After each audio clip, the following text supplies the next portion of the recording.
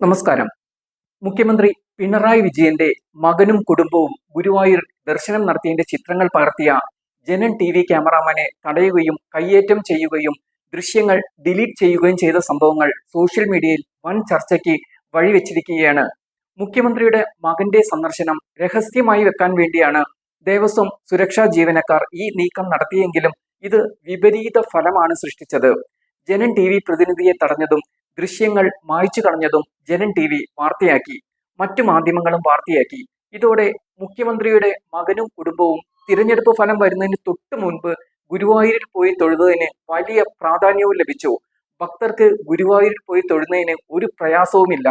മതവിശ്വാസമുള്ളവർക്ക് അത് അനുഷ്ഠിക്കുന്നതിൽ CPM ഇപ്പോൾ വലിയ രീതിയിൽ എതിർക്കുന്നുമില്ല.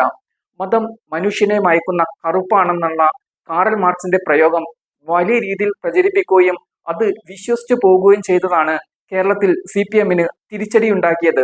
പക്ഷേ അതിലൊക്കെ പാർട്ടി ഇപ്പോൾ വെള്ളം ചേർത്ത് കഴിഞ്ഞിരിക്കുന്നു. CPM-കാരാണ് ഏറ്റവും കൂടുതൽ ശബരിമലയിലെത്തി അയ്യപ്പനെ തൊഴുന്നത്.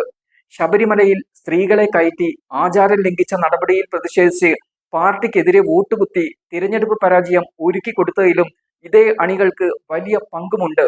പക്ഷേ പിണറായിയുടെ മകനും കുടുംബവും ഗുരുവായൂരിൽ എത്തി തൊഴുതതിൽ സോഷ്യൽ മീഡിയ ചർച്ച കൊഴുക്കുന്നതിൽ മുഖ്യമന്ത്രിയുടെ ഒരു പഴയ പ്രതികരണത്തിനും വലിയ വിലയുണ്ട്. ഗുരുവായൂരിൽ എത്തിയപ്പോൾ ശ്രീകോവിലിന് നേരെ കൈ ചൂണ്ടി നിങ്ങളുടെ കൃഷ്ണൻ അവിടെയാണോ ഇരിക്കുന്നതെന്ന് പിണറായി ചോദിച്ചിരുന്നു. ഇത് അന്ന് വലിയ വിവാദങ്ങൾക്കും ചർച്ചകൾക്കും ഇടം നൽകുകയും ചെയ്തിരുന്നു. ഇതുകൊണ്ടുകൂടിയാണ് കൃഷ്ണൻ എവിടെയാണ് ഇരിക്കുന്നത് എന്ന് മകൻ അറിയാം. അത് മുഖ്യമന്ത്രിക്ക് മകൻ പറഞ്ഞു കൊടുക്കും എന്ന് പറഞ്ഞുള്ള മുൻ DGP TP സെൻകുമാറിന്റെ ഫേസ്ബുക്ക് പോസ്റ്റ് ചർച്ചയാകുന്നത്. ആ കുറിപ്പിൽ ഇങ്ങനെ പറയുന്നു: അവിടെയാണോ നിങ്ങളുടെ കൃഷ്ണൻ ഇരിക്കുന്നത് എന്ന് ചോദിച്ച മുഖ്യമന്ത്രി ശ്രീ പിണറായി വിജയന് അദ്ദേഹത്തിന്റെ മകനും കുടുംബവും തന്നെ ഉത്തരം നൽകിയിരിക്കുന്നു. മകനും കുടുംബവും ഗുരുവായൂരപ്പനെ ദർശിച്ചു മടങ്ങി. ദർശനം എന്തിനു വേണ്ടിയുള്ളതായിരുന്നു എന്നുള്ളത് പ്രത്യേകിച്ചും വോട്ടെണ്ണൽ 4-ാം തീയതി ആയിരിക്കുമ്പോൾ വളരെ സ്വാഭാവികമാണ്.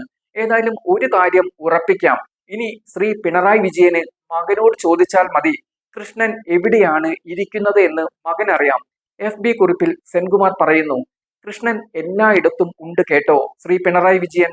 തൂണിലും തുരുമ്പിലും എല്ലാം കൃഷ്ണൻ വസിക്കുന്നു. അതിപ്പോൾ മകന് മനസ്സിലായി കാണും. ഇതുപോലെ തന്നെയാണ് ശ്രീ VS അച്യുതാനന്ദന്റെ മകൻ അരുൺകുമാറും. അദ്ദേഹവും ഒത്ത് പല പ്രാവശ്യം ഞാൻ ശബരിമലയിൽ ദർശനം നടത്തിയിട്ടുണ്ട്. അപ്പോൾ ഹിന്ദു മതത്തെ ഇത്രയധികം പുറകോട്ടടിച്ച ഈ നേതാക്കളുടെ മക്കൾ എന്തുകൊണ്ട് ദൈവവിശ്വാസികളായി മാറുന്നു? ആദ്യം അവരൊന്ന് ചർച്ച ചെയ്യട്ടെ. പാർട്ടി സെക്രട്ടറി MV ഗോവിന്ദനും MA ബേബിയും അതുപോലെ A റഹീം ഒക്കെ ചർച്ച ചെയ്യേണ്ട കാര്യങ്ങളാണ്. തങ്ങളുടെ പാർട്ടി നേതാക്കളുടെ മക്കൾ എന്തുകൊണ്ട് ഹിന്ദു ഈശ്വരവിശ്വാസികളായി മാറുന്നു എന്നുള്ളത്. പോസ്റ്റിൽ സെൻകുമാർ പറയുന്നു: എന്തായാലും ഈ വിവാദം ഇപ്പോൾ സോഷ്യൽ മീഡിയ ഏറ്റെടുത്തിരിക്കുകയാണ്. ന്യായീകരിക്കാൻ കുറെ ക്യാപ്സ്യൂളുകൾ ഇറക്കേണ്ടി വരും.